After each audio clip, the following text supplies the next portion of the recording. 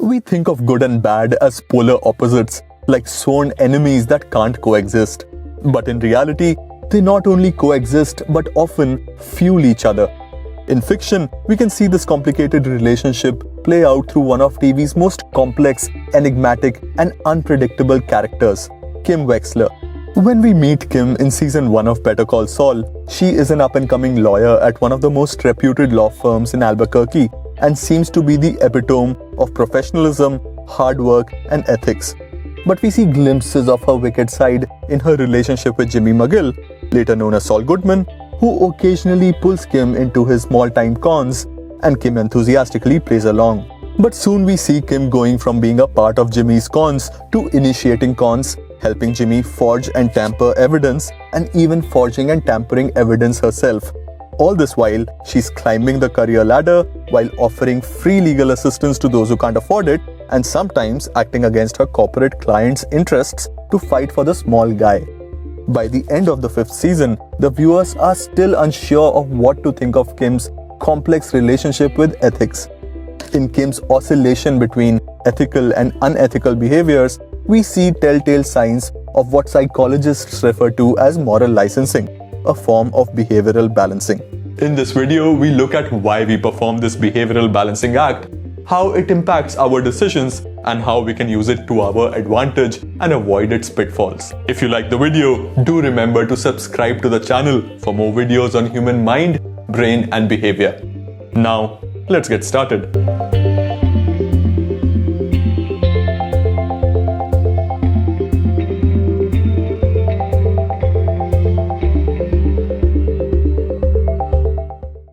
Behavioral balancing occurs when a deviation from a normal state of being is balanced by a subsequent action which compensates the prior behavior.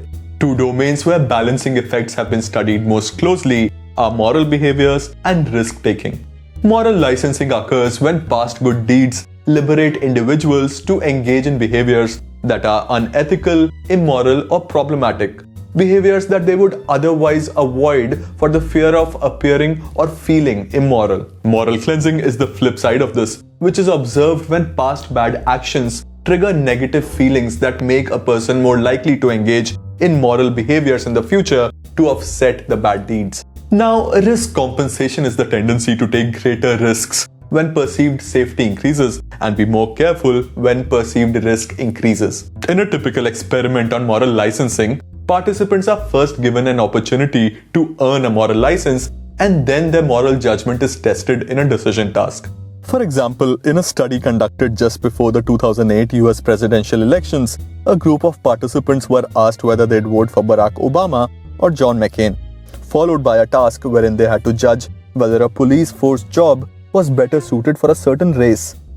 Now, another group was asked to do the decision task first and then express their preference between the two presidential candidates. Participants who expressed support for Obama before the decision-making task were more likely to say that the police force job was more suitable for white candidates, compared to the participants who expressed their support for Obama after the task. So it seems that the act of expressing support for a black presidential candidate made the participants feel that they no longer needed to prove their lack of prejudice. To understand behavioral balancing better, let's start by looking at its cognitive causes, which are the psychological mechanisms that explain the bias. To explain moral balancing, researchers propose two models. First, the moral credit model proposes that we maintain a mental moral account such that good deeds establish moral credits, like some sort of currency which can be used to do bad deeds without any guilt. On the other hand, the moral credentialing model proposes that past good deeds are pieces of evidence which a person uses to justify to themselves or to other persons that they are not prejudiced or ill-intentioned. Therefore, they make the case that their bad deeds are being wrongly interpreted and that they are actually not bad or immoral deeds at all. The moral credentialing model can be further understood in terms of the role of our moral self-image.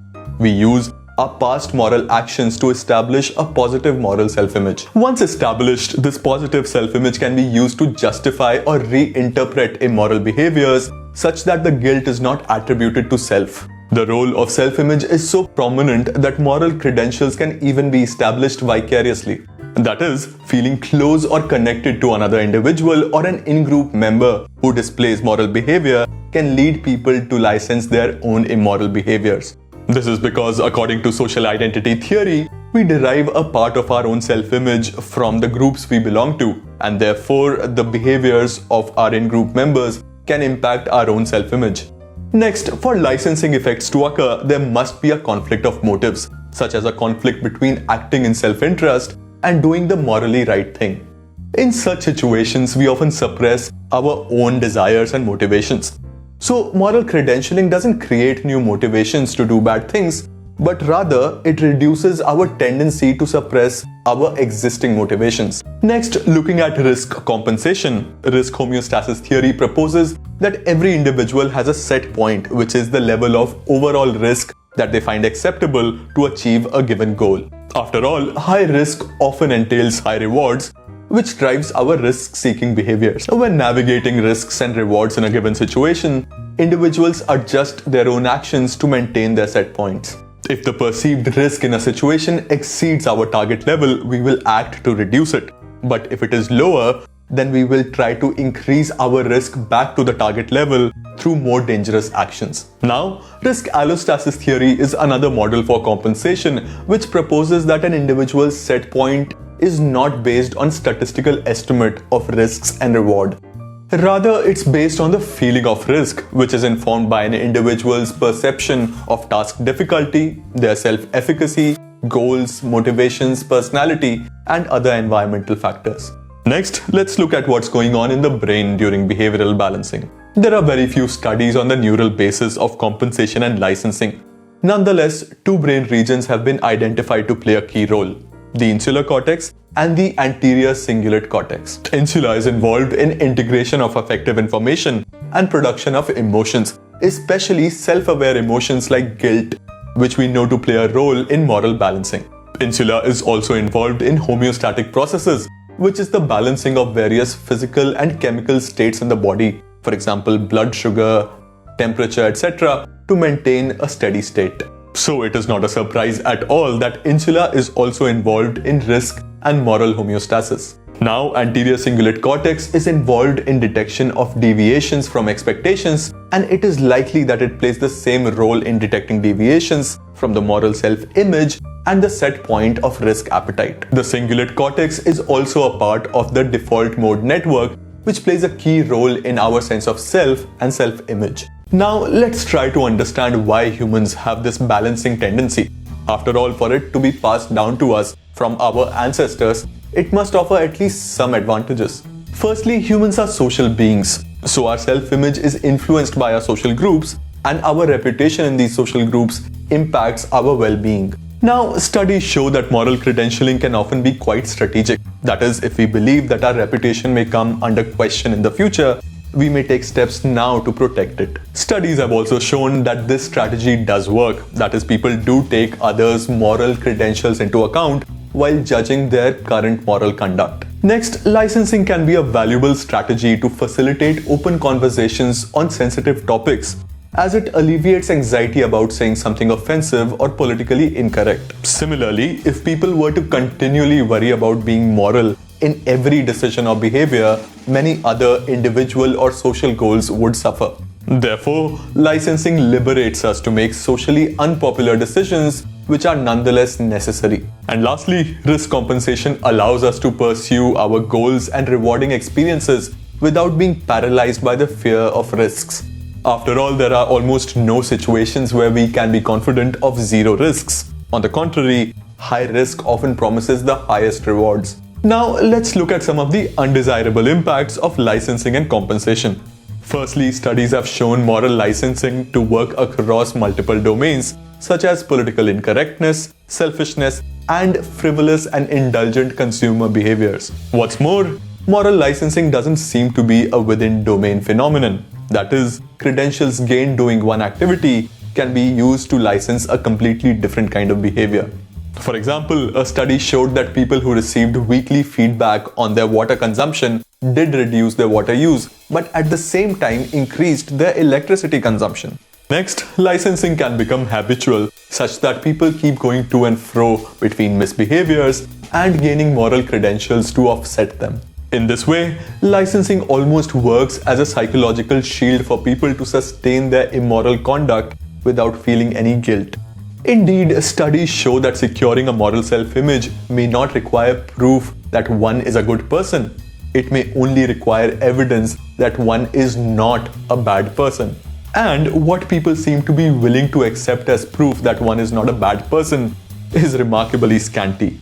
A study found that people can license immoral behavior by merely imagining counterfactual transgressions, which are hypothetical bad deeds that one could have performed but did not. Next, risk compensation has been shown to undermine the efficacy and benefits of public safety and risk reduction programs. There are numerous examples of this, like enforcing wearing seatbelts in motor vehicles may lead some people to drive faster and more rash. Application of sunscreen may lead people to spend more time exposed to sun. Promoting protected sex may lead people to take other sexual risks like multiple partners. And during COVID, wearing masks can lead some people to put themselves in riskier situations. Moreover, our risk-taking behavior often exposes others to more risk as well. For example, a rash driver on the road can also endanger other vehicles. And finally, let's look at some strategies to manage the undesirable impacts of behavioral balancing and use it to our advantage. Both licensing and compensation effects are highly contextual. That is, we may or may not observe these tendencies depending on the specifics of the situation. Hence, it is quite important to understand when we should expect balancing to occur. First, licensing is more likely to occur when the morality of behaviors is ambiguous or immoral behaviors are easier to justify. So, clearer the moral standards in a situation or the ulterior motives behind past moral actions, harder it is to license. Second, balancing tendencies are strongly countered by the drive towards consistency. That is, acting in accordance with our self-image and the moral values that we attach to it. By strengthening consistency, licensing effects can be reduced. So, if we frame a moral behavior as reflecting on a person's commitment to their values and morals, they are more likely to show consistency. But if we focus more on the specifics of the progress towards their goal, people are more likely to license. Furthermore, stronger an individual's identification with a moral value, more likely are consistency effects and less likely is licensing. Social labeling is another way of framing a moral behavior as commitment and thus prompting consistency in future behaviors. For example, in a study, the group of children who were told repeatedly that they were tidy and thus given a social label littered less than the group of children who were told that they should be neat and tidy. Next, due to the social aspect of our self-image, licensing is more likely in situations where an individual has already established a reputation and is driven to protect it.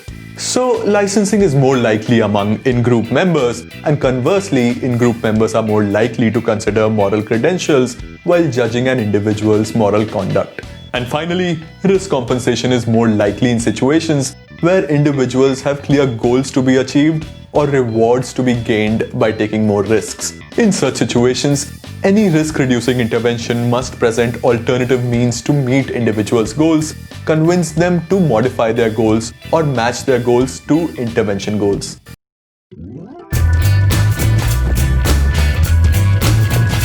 And to conclude, let's look back at the story of Kim Wexler. Kim has built a reputation among peers and a strong self-image of an ethically infallible person.